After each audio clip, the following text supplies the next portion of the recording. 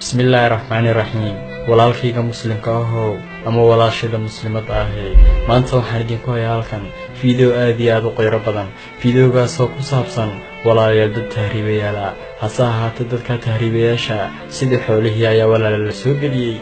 gaariga halkiisa sare iyo halkiisa hoose meesha u dhaxaysa ee xoolaha la geliyo hase ahaatee imka waxay ku sugan yihiin meel checkpointigaasoo lagu cashuurayo ama lagu daawaqayo qofkiiba laga qaadayo lacag ku dhowaad $200 ah hase ahaatee checkpointiga marka laga sii daayo waxay tegayaan checkpointiga kaloo iyadana lagu sii cashuurayo